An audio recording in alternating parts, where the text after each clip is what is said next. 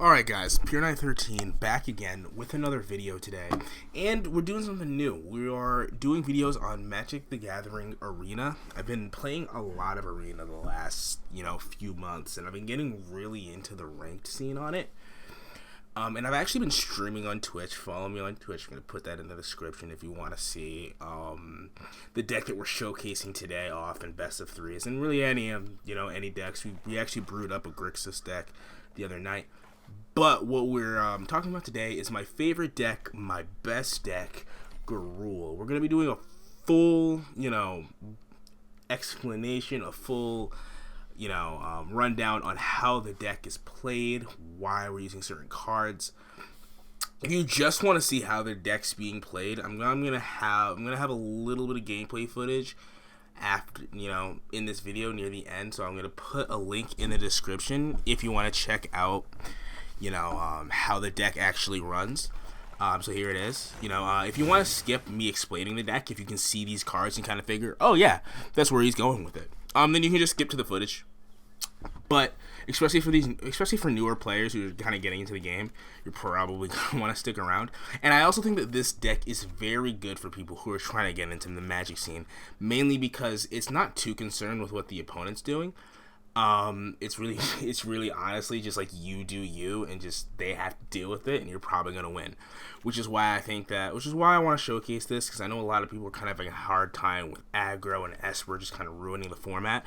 So I figure adding some Gruul in, talking about my favorite deck, will hopefully inspire you guys. And even if you don't run the same exact deck, run a variant of it, or maybe you just see a card in here that makes you think, oh, that'll probably work in mine, then I'm basically doing my job, right? So without further ado, let's just get started. And we're running the 4 copies of Llanowar Elves, right? We're running green-red. We want to ramp into our our 5 drops especially. But really the reason why we're playing Elf over something like Incubation or Paradise Druid is because we want to be able to play our 3 drops turn 2 like consistently. Like we want to be always able to play like one of our multiple 3 drops on the second turn to really put on the pressure. So Llanowar Elves is very important. It is weak to shock, right? But the thing is if mono red aggro uses their turn 1 to either shock or sacrifice Fanatical Firebrand to kill our elf, then that means that's less damage that they're doing to us. And they need to kill us fast, right? I mean, even if we don't ramp in, the second we get one of our 4 or 5 drops, if their board is not well established, they're going to lose. So we actually don't care if the elf dies early into an aggro deck, because that means we aren't dying. We're also running 2 copies of Lightning Strikes. This also mainly for aggro matchups. But against control, you usually just kind of take these out 100%. But these 3 damage, I mean, it helps deal with a lot of those early threats that aggro is going to be playing. But you don't want too much, because, I mean, I used to have some shocks, but the thing is when you have a lot of burn spells in your hands, then you're not playing your creatures, which means your deck's slow, which is kind of how you'll lose a lot of matchups that you should win. So I say run 2 Lightning Strikes. I'd probably say possibly you can put some more burn spells in the sideboard, but I think in the main deck, 2 burn spells are your choice is kind of where it's at. Also running 2 Bonds of Flourishing. It helps you search those top 3 cards for a permanent, which you're going to get because we're only running 6 instants or sorceries, so you're always going to be getting a permanent from Bond of Flourishing, and you're gaining your 3 life, which means if you're going against an aggro deck, once again, that 3 life gain is actually going to be very useful, especially since you're also going to get the best permanent at the top of your deck, which means you're going to get a threat most likely that's just going to end the game for them either way. It puts them on a clock. So Bond of Flourishing, 2 copies is great. You could probably go up to 3 if you wanted, but I think 2 is kind of the sweet spot, because late game it's sort of dead. Like you kind of don't want to draw into it. Actually, it's not that bad late game, but it's not great. Darmy's Ambush, 2 of, it's like so good. It's like the best form of removal that we have access to, and I'm seeing more and more Gruul decks running this actually, which is good because I don't know why they weren't running it off rip. This card is really good. It puts a +1/+1 counter on your creature, and that creature deals damage to equal to its power to the other creature. Now, this doesn't fight right? A lot of green removal means fight, but this isn't fighting. So you can actually trade up often, right? You have a 5/5, they have a 6/6. You drop this on your 5/5. It has 6 power, and it's dealing it to that thing. Your creature's still alive. Theirs dead. Now you can swing in with them. It's very good, and it synergizes with a lot of different cards in this deck, like we'll get into it. So it's a very good card. 2 of. Honestly, you can even go more depending on the matchup you're going against. Legion War Boss, great. Amazing 3-drop. It's a 2/2 with Mentor, right? And at the beginning of combat, you create a 1/1 Red Goblin creature token. It gains haste and attacks. So you drop this. Let's say you drop an Elf turn 1, and then you follow that up with a Legion War Boss turn 2. Now you're attacking with 1/1 Goblin while you have another Goblin that can Mentor that. They have to deal with it. Now you have a good amount of presence, and you still have the rest of your deck. And if this lives, if you have a Domri's Ambush in your hand when you drop a Legion War Boss, that means you can turn this into a 3/3, probably remove one of their creatures, and now this is even better as a Mentor. So it's just it's such an easy slot, and it's so good against control. It really puts them on it really puts a lot of pressure on them. It forces them to have to answer it. So it's a great card. Gruul Spellbreaker, probably my favorite card in the deck, low key. Right, trample 3/3, and as long as it's your turn, Gruul Spellbreaker has hexproof, and like that effect is very strong because you drop this. Let's say instead of Legion War Boss, because we have 4 copies of Gruul Spellbreaker, you drop this guy turn 2, especially into a control matchup. He's coming in with haste, dealing 3 damage to them immediately, and they can't even answer it with a Cast Down or a Tyrant Scorn. Like, they literally have to just take the damage, and the next turn they can kill it, but that's slowing them down. They want to be able to kill your stuff with their instant speed spells, but they can't because of Gruul Spellbreaker. And it gives you hexproof, which means if they're trying to run something like Settle the Wreckage, they're beat. And they can't use, I was going to say Thought Erasure, but that's irrelevant unless they had 3 mana to Teferi and trying to do it with Flash. But yeah, the fact that it stops Settle the Wreckage is really more than enough reason to put Gruul Spellbreaker in your deck. And there's a lot of other reasons. You +1/+1 them, it takes them out of Lightning Strike rates. They're going to be forced to use a Lava Coil, which is also at sorcery speed, right? It's just, there's a lot of good things that you like about this card. It forces them to have to use better removal for a 3-drop than they would want to a lot of the times. Living Twister, a great card. 2/5. You can tap 1 in a red to discard a land card, deal 2 damage to any target, and then you can also tap a green to return a tapped land to your owner's hand. So what that means is you effectively just like burn them down into the late game, especially if it's grindy. That's kind of the point of him. He's a big body that's just gonna be blocking things, while meanwhile he's just constantly shocking you while discarding lands, right? So in the late game, especially in the control deck, so you top deck Living Twister, and now you have a win condition, regardless of if they're just, trying to loop things. And then this is pretty decent, especially into the 3 mana Teferi, because you don't mind this going back into your hand, because you don't even care about attacking with him. You really just care about his effect. And you have a bunch of lands out. Tapping 3 to play this, then you still have like 4 or 5 mana untapped to be able to use this ability. You're fine with that, right? Another 3-drop, Vivian, Champions of the Wilds. Very good card, right? Her passive gives all your creature spells flash, which is amazing. You can cast your creature spells on your opponent's turn, so it's effectively giving them hexproof or haste. Her +1 is going to give all your creatures vigilance and reach, which is extremely impactful. It allows you to just swing in with your biggest creature without having to worry about, oh man, are they going to do a lot of damage on me on next turn? And reach, which means like a lot of the big flyers in the format that are going to give you a lot of trouble now are no longer giving you trouble.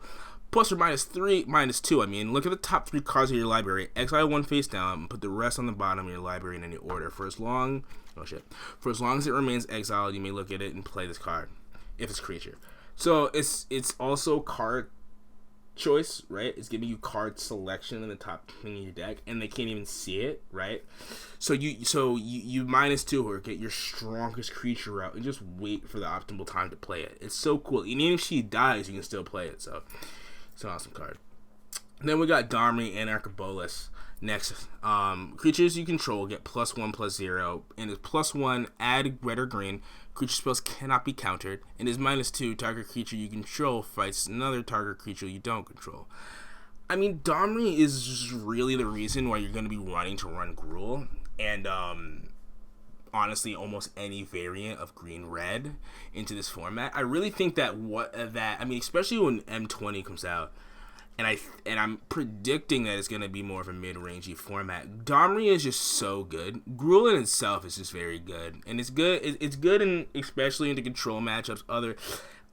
There's just a lot of things you can do with this. And Domri, honestly, if you're facing control, you drop him turn 2, and a lot of the times they just don't have answers for him. Right? He's out of.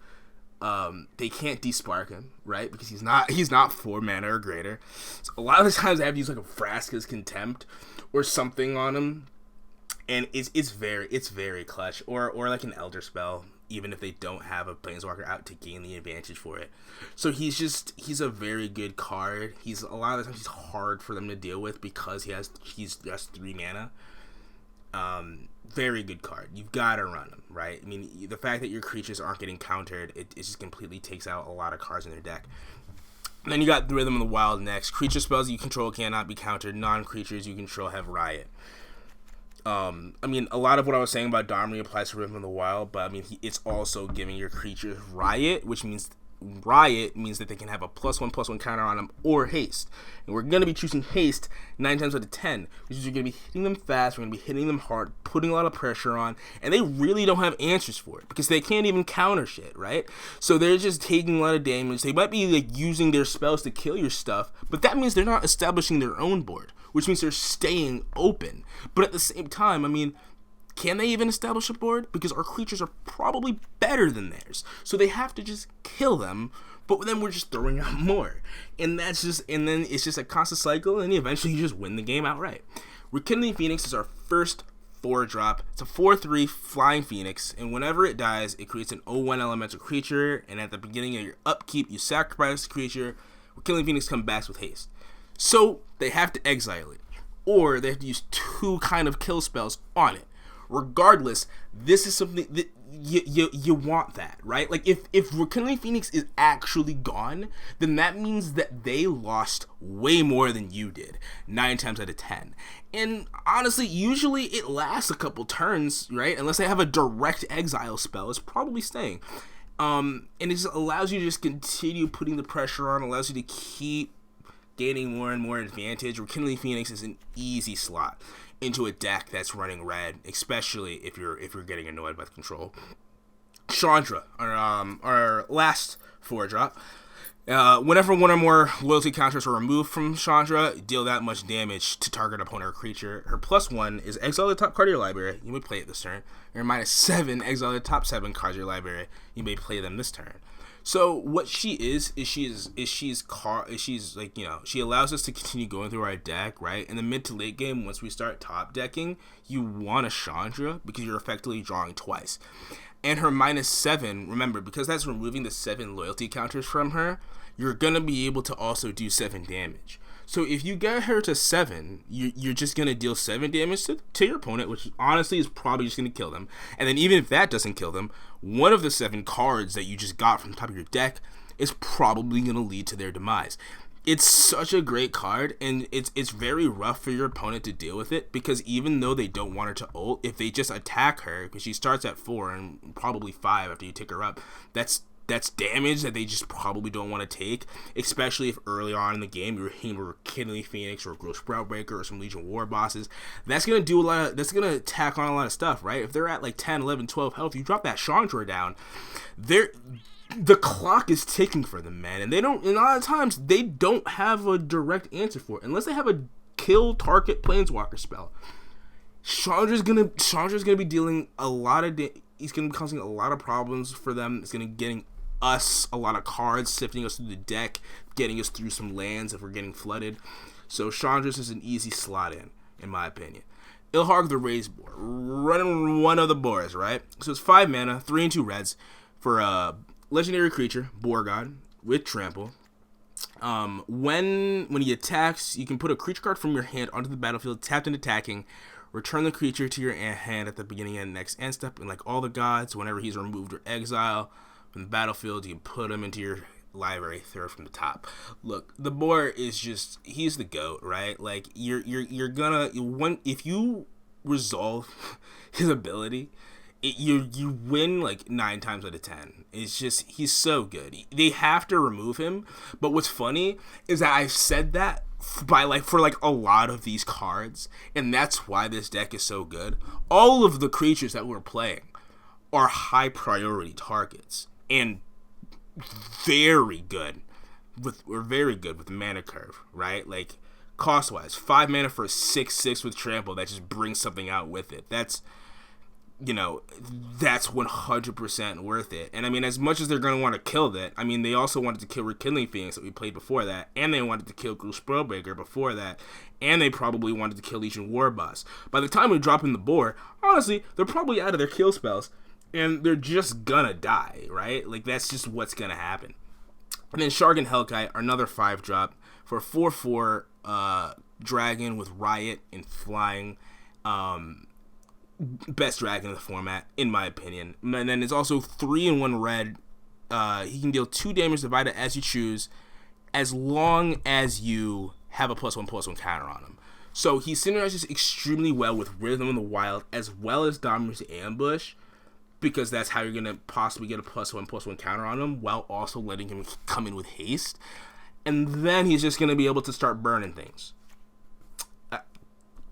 Once again, another thing that they have to get rid of. And if that wasn't enough, we also have Aronis. 5 mana for a 5/5 legendary zombie god with Death Touch, and when he enters the battlefield, double the power of all your creatures that you control, and they gain vigilance. So, if you have a somewhat established board, you drop down the Aronis, it's just damage for days, and it's another thing that they're gonna have to deal with. Yeah. And then we round it off with the main deck with Sarkhan the Masterless. And whenever a creature attacks you or a planeswalker you control, each dragon you control deals 1 damage to that creature. We don't really care about his passive that much. I mean, it synergizes with Hellkite, but honestly, I mean, banking on having them both on the field at the same time is kind of cheeks. But his +1 to end a turn, each planeswalker becomes a 4/4 red dragon. That works well since we have Domri, Vivian, Chandra.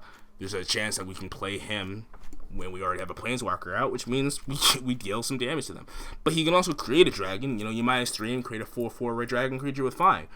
And a lot of the times, I mean, you drop him down, right? Especially into a lot of the aggro decks. They have a lot, especially if they're going wide with tokens. You just drop him down -3 and they just can't do anything, which is very nice unless they want their entire board to die.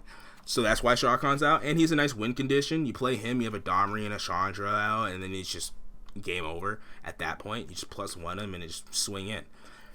So that's the main deck. Okay.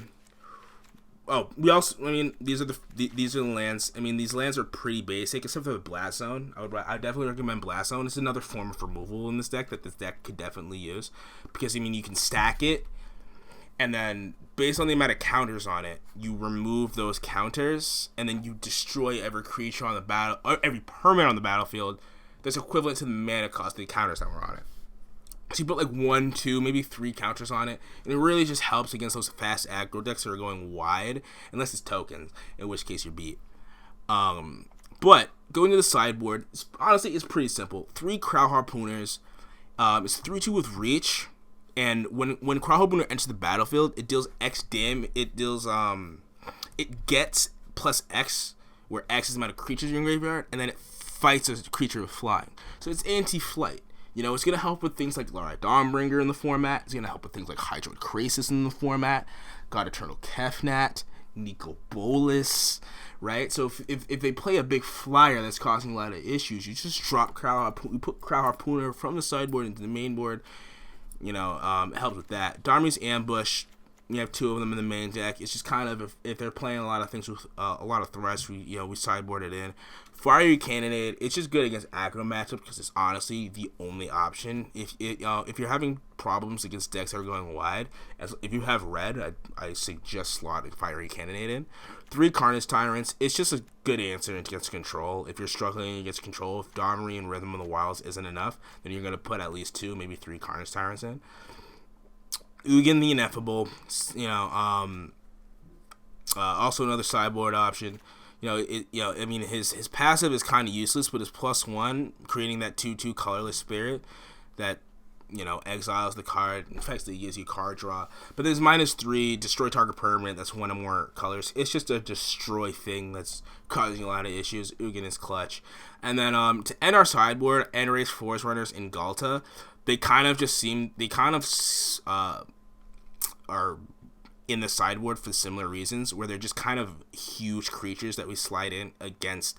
They're very good against, especially like green Stompy, because the problem is more ramp heavy decks. They can give us problems because their creatures just get bigger than ours. So Enraged Forerunner or Galta is a good answer to that, giving us a bigger threat. But you don't want to main deck them because they're kind of dead 9 times out of 10. We don't have too much rampy cards, right? We're not like we're running the Druids or like a Nissa. So you don't want these in the main deck, and you don't want like more than one each from the sideboard if you're going up against a bigger threats, in my opinion. But that's the deck.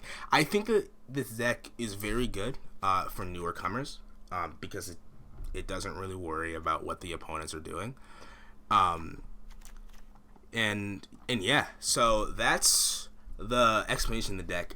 Let's see how it does in action. And we're going to do some 1-ofs because I don't want this video to be like an hour long. So we'll just do like a couple of 1-ofs, see how this deck does, see how it fares in the matchup. We'll do ranked.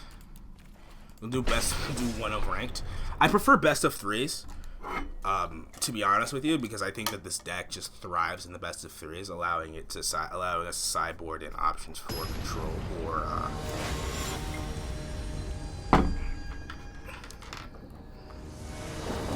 sideboard options for control or aggro. But I don't want, like I said, I don't want this video to be 3 years. All right, so this is like a decent hand. We don't have our elf, but you know, we can't rely on getting the elf every game. But what we do have, we have a Bond of Flourishing, which is great because it's gonna let us search for a bigger drop. So there, it looks like we're going up against a possibly, no, we don't want Lightning Strike. What am I doing here?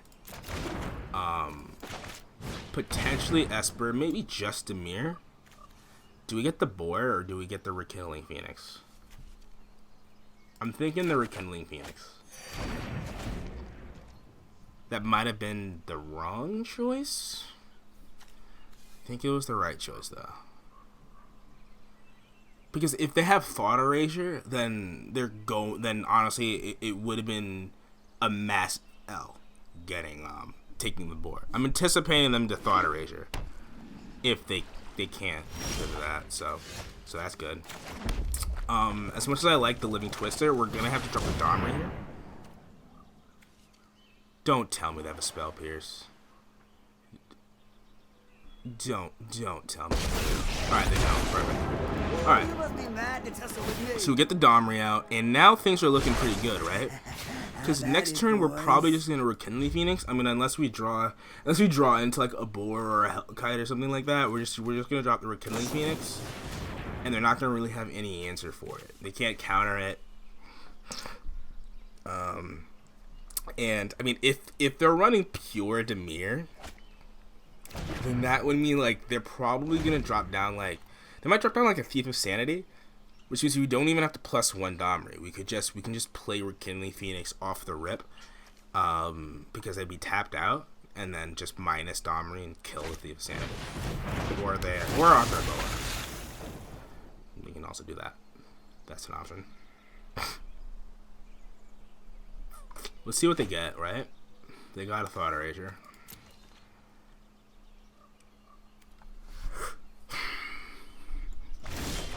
Oh, they dropped down the Lily.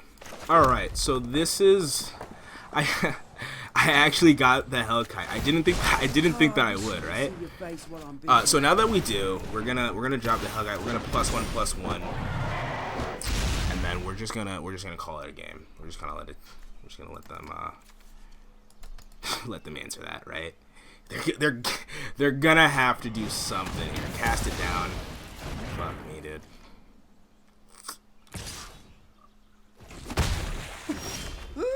Right on But my it is noggin. what it is, right? So now we have a second Domri in our hand, so they kill this. Always We don't really ready for care. wolves. We'll drop the Rekindling Phoenix and see where we're at. I mean, if he has another, he's gonna Thought Erasure. I don't care. I mean, like, what are you gonna get rid of? A Domri's Ambush or like the second Domri? Probably Living Twister. He should actually get rid of this Living Twister because if he doesn't, I'm just gonna play it next turn, and that's kind of gonna be his demise. Because next turn I could +1 Domri, play Living Twister, and then have enough mana to Domri's Ambush. So he got rid of the Domri's Ambush. But was that? Is that good enough? I don't think that's. I don't think that that's good enough for him, to be honest with you. Because I can drop down this Living Twister, and then I can minus have wait, cancel. I can minus have the Twister fight Agra Bolas. Drop the elf. Then just attack with Rekindling Phoenix. And now, honestly, I don't know if he's like just mana screwed or what's going on, but this guy is he's not looking like he's in a great spot right now. And things are only getting worse because we drew into a Gruul Spellbreaker. But as you guys can see, I mean, this is honestly how most games go. To be honest with you, you just put so much pressure on them that they just can't answer it, right? What are they gonna do? They could have like a Tyrant Scorn for Living Twister, but that's, I mean, like, they can cast down Living Twister too. Okay, so that's their plan. Honestly, I mean, if their best removal spell is cast down, then we don't care. And then, I mean, we also have a Lightning Strike to deal 3 damage to them to kill them. So it's good game. Yes, GG's.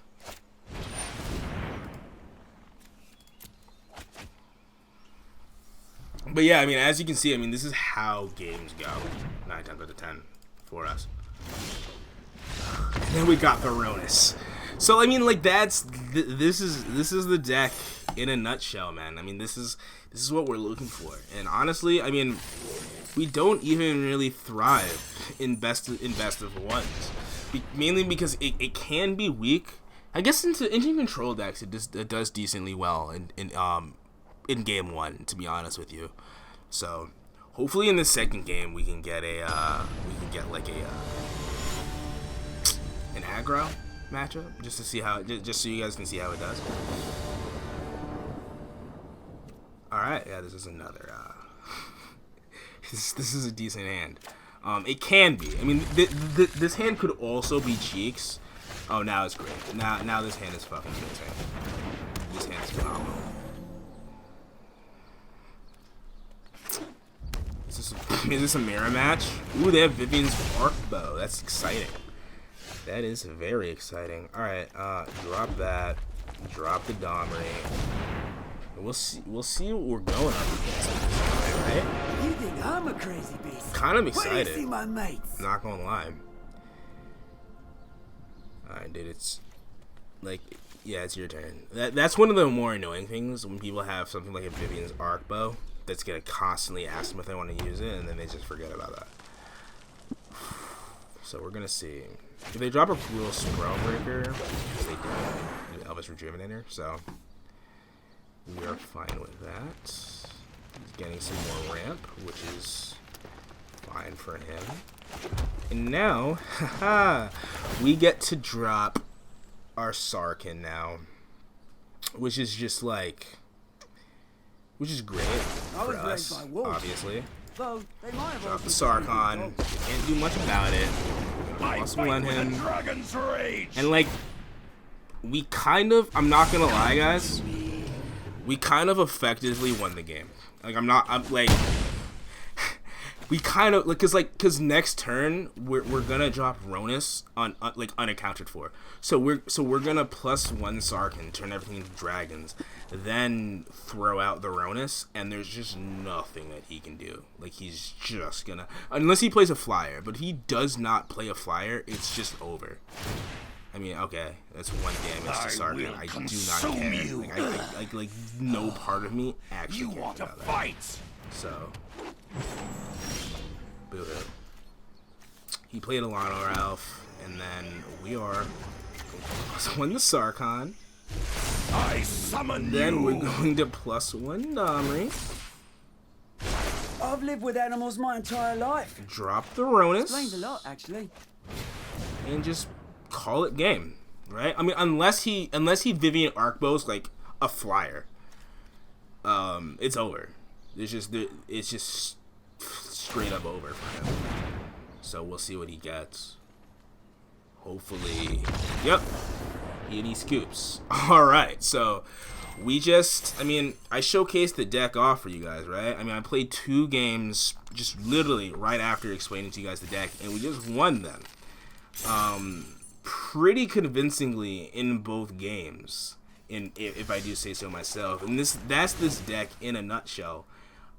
It just puts in the work. I mean, I wasn't able to show off things like Legion Warboss, unfortunately, or Vivian or Rhythm of the Wild.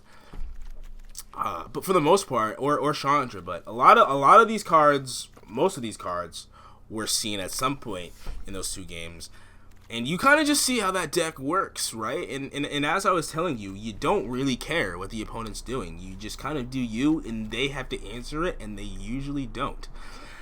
So I hope you guys enjoyed this. I really hope that a deck like this inspires you guys to not necessarily play Gruul, but gives you guys some ideas for some decks that you can run. Because I don't think that you need to. I don't think that you need to be running things like Esper or Mono Red Aggro to really have a shot. I think Gruul can do very well in the current standard, and honestly Grixis once I really figure out like the proper cards for that deck. But anyways, I hope you guys enjoyed this video. Check me out on stream if you want to see this deck and other decks in the best of 3s. But this is Pure Knight signing out. Have a good day, guys.